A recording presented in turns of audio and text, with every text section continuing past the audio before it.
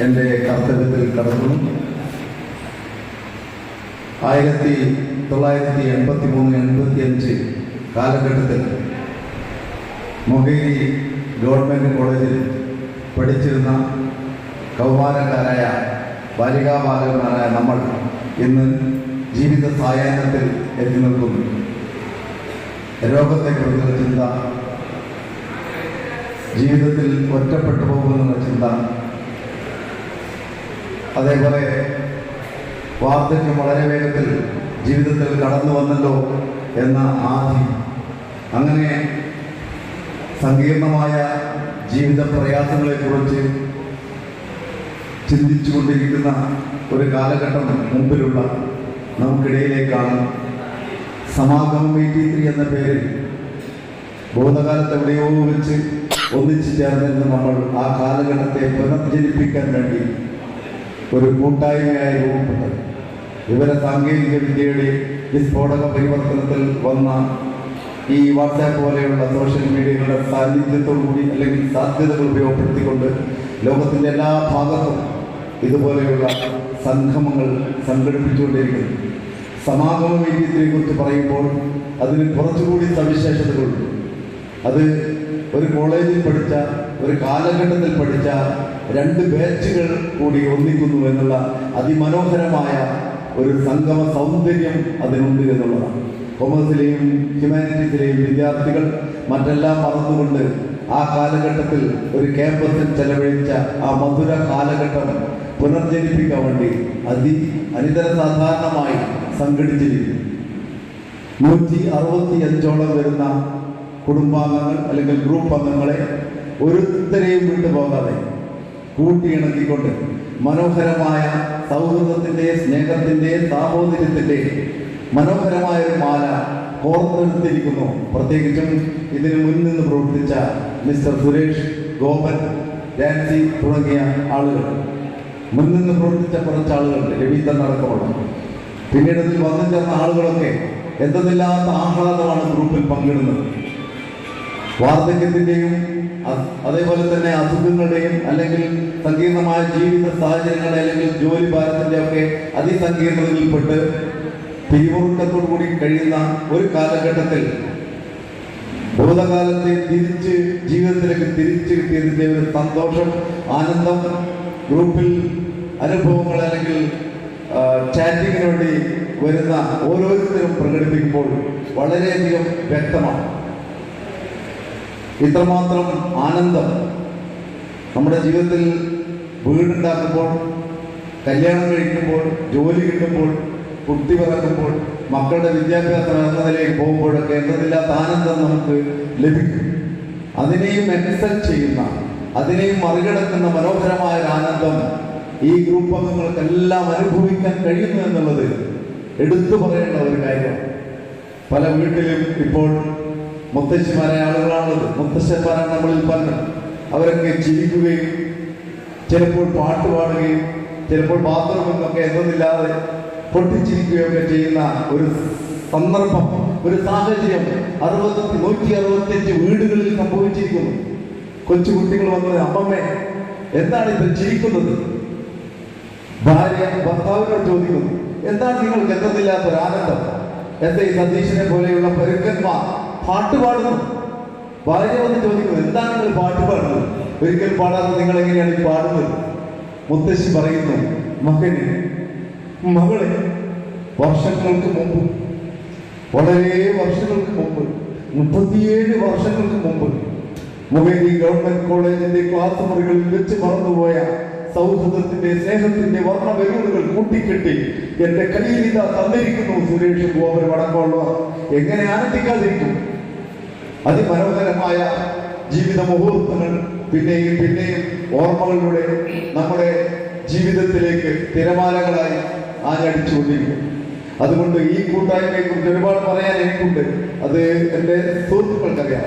ഇവിടെ സമയപരിമിതി എന്നെ നിയന്ത്രിക്കുന്നില്ല, ഒരുപാട് മേഖലകളിലേക്ക് ഞാൻ പോകുന്നില്ല. ഈ കൂട്ടായ്മക്ക് ഒരുപാട് ലക്ഷ്യങ്ങളുണ്ട്. ഈ കൂട്ടായ്മ വാർദ്ധക്യകാലത്ത് ഒറ്റപ്പെട്ടു പോകാൻ സാധ്യതയുള്ള പുതിയ തലമുറയ്ക്ക് വലിയൊരു തണലാണ്. ആ തണൽ എന്ന നിലയ്ക്ക് ഈ സൗരഭ്യം പരത്തുന്ന ഈ പൂമാല, സൗഹൃദത്തിന്റെ പൂമാല, 165 വ്യക്തികൾ എന്ന് പറഞ്ഞാൽ അന്നത്തെ പോലെ സ്വതന്ത്രരായ കുട്ടികളല്ല.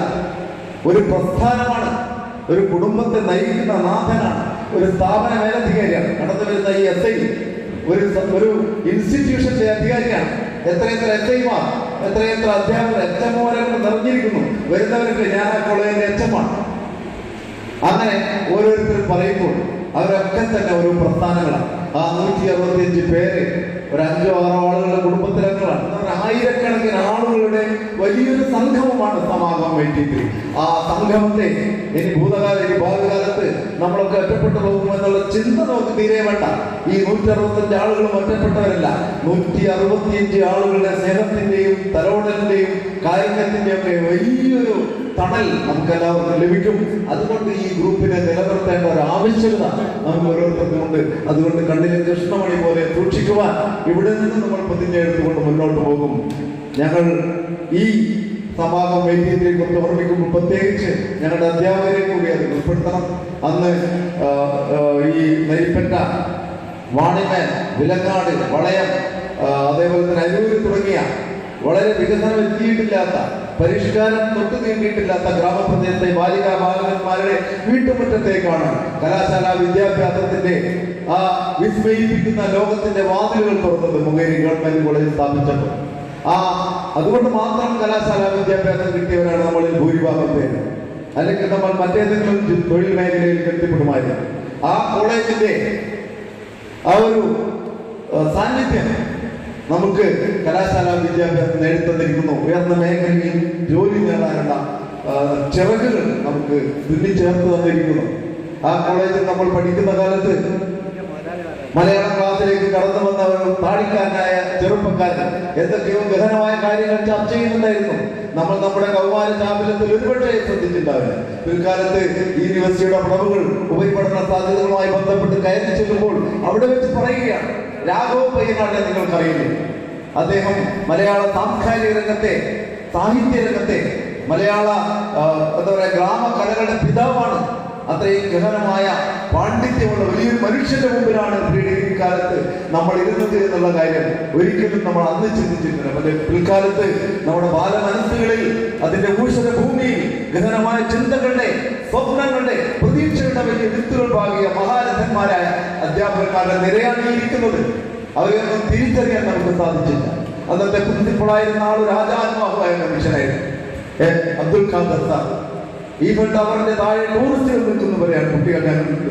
അത്രയും വലിയ വലിയ വ്യക്തിത്വമുള്ള ആ അബ്ദുൽ ഖാദർ സാർ, ആ ഒരു വലുപ്പം, ശരീരത്തിന്റെ വലുപ്പം മനസ്സിലുണ്ടായിരുന്നു, അദ്ദേഹത്തിന്റെ ചിന്തകൾക്കുണ്ടായിരുന്നു. ആ അബ്ദുൽ ഖാദർ സാർ മമ്മൂട്ടിയൊക്കെ സുന്ദരനായിരുന്നു. മമ്മൂട്ടിയൊക്കെ ഈ മേക്കപ്പ് കൊണ്ട് സുന്ദരനായിരുന്നു. പക്ഷേ അബ്ദുൽ ഖാദർ സാർ ഒരു വലിയ ഒരു പ്രസ്ഥാനം എന്നതായിട്ട് ഓരോ കുട്ടികളെ, ഒരു പക്ഷി അതിന്റെ കുട്ടികളെ ചേർത്ത് ചിറകിൽ പിടിക്കുന്ന പോലെ പിടിക്കാൻ കഴിഞ്ഞ ഒരു വലിയ മനുഷ്യൻ. അതാണ് പയ്യനാട് സാർ പറഞ്ഞത്. അദ്ദേഹം ആ കോളേജിലെ ആത്മാവും ഒക്കെയാണ്. ആ അബ്ദുൽ ഖാദർ സാറിനെ നമുക്ക് ഈ സന്ദർഭത്തിൽ ഓർക്കാതിരിക്കാൻ കഴിയില്ല. അതേപോലെ തന്നെ ഞാൻ പറയും, രാധാകൃഷ്ണൻ സാർ ഒരു വലിയ കൊള്ളക്കാരനാണ്.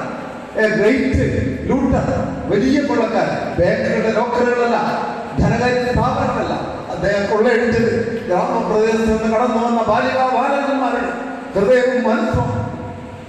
അത്രമാത്രം ആളുകളുടെ ഹൃദയത്തിൽ, അന്ന് പഠിച്ചിരുന്ന കുട്ടികളുടെ ഹൃദയത്തിൽ സ്ഥാനം നേടിയ വലിയൊരു അധ്യാപകനാണ് അദ്ദേഹം. ആംഗലേയ വിദ്യാഭ്യാസത്തിന്റെ, ആംഗലേയ ഭാഷയുടെ അതിർത്തികളില്ലാത്ത ലോകത്തിലേക്ക് വലിയ ജാലകങ്ങൾ തുറന്നിട്ട് തന്ന ആ മഹാനായ അധ്യാപകൻ ഓരോ കുട്ടികളുടെയും മനസ്സിൽ സ്ഥിരപ്രതിഷ്ഠ നേടിയ അധ്യാപകനാണ്. അദ്ദേഹത്തെ വിസ്മരിക്കാൻ ആ കാലഘട്ടത്തിൽ പഠിച്ച ഒരാളും സാധ്യമല്ല. ഒരിക്കൽ ഞങ്ങളുടെ ഗ്രൂപ്പിൽ തന്നെ NP രാജീവൻ പറയുന്നത് കേട്ടു. അദ്ദേഹത്തിന്റെ ആ ഇംഗ്ലീഷ് ക്ലാസ് ഇന്നും മനസ്സിൽ അലയടിക്കുന്നു. കാരണം അദ്ദേഹം അത്രമാത്രം, ഞങ്ങൾ ഇങ്ങനെയൊക്കെ പേരക്കോളേജൊക്കെ പഠിച്ചു വന്ന കുട്ടികളാണ്, അപേക്ഷിച്ചതാണ്. ഞങ്ങളുടെ ഇടയിലേക്കാണ് ഫോണറ്റിക്സോടുകൂടി ഇംഗ്ലീഷ് സാഹിത്യത്തിന്റെ അനർഗള പ്രവാഹം ക്ലാസുകൾ നടത്തിക്കൊണ്ട് ഒരു വലിയ റൊമാൻറ്റിക് ഹീറോ ആയി രാധാകൃഷ്ണൻ അക്കാലത്ത് ക്ലാസുകൾ നിറഞ്ഞു.